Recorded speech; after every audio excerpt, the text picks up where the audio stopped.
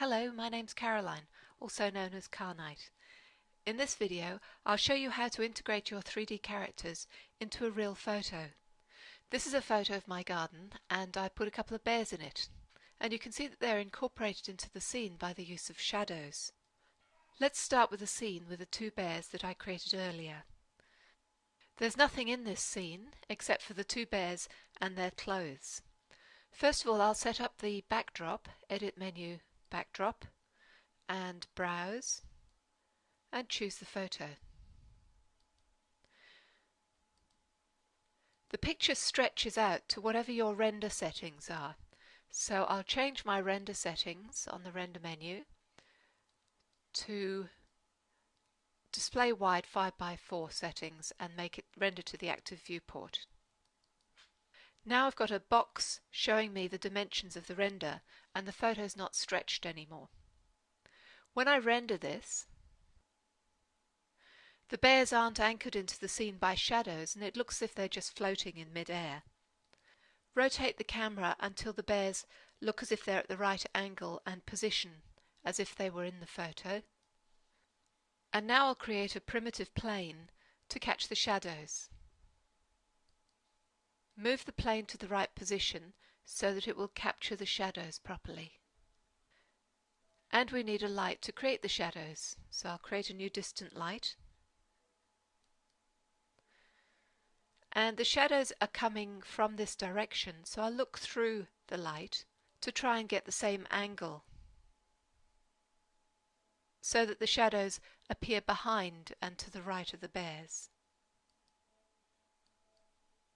Change the shadow type of the distant light to be deep shadow map, and also change the plane so it doesn't cast shadows, so we don't get shadows from the plane itself. And do a test render to see if the shadows are in the right position.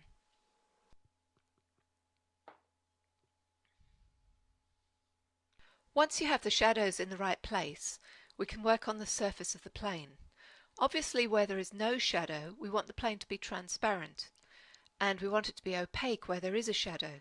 Using the Surface Selection tool, select the surface of the plane. Go into View menu, Tabs, Shader Mixer, and click File menu, New.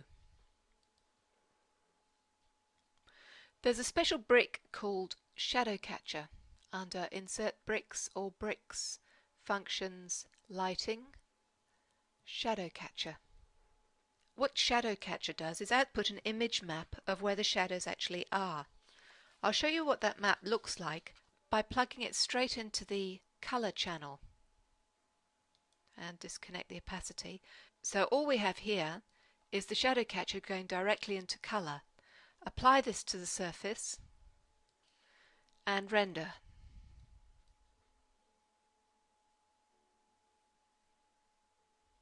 What we can see on the plane is the actual output of the Shadow Catcher brick, and you can see that it's a perfect transparency map.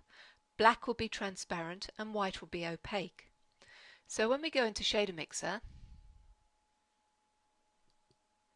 I'll just connect back the connections.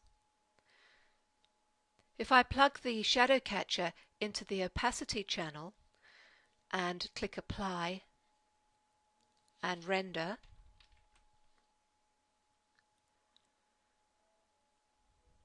the transparency map comes into effect.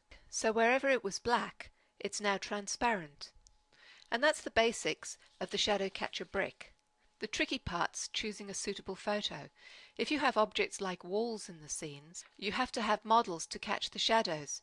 In my photo, I was able to get away with just one flat plane, but in a different photo you might have to include several primitives to imitate surfaces that would catch shadows.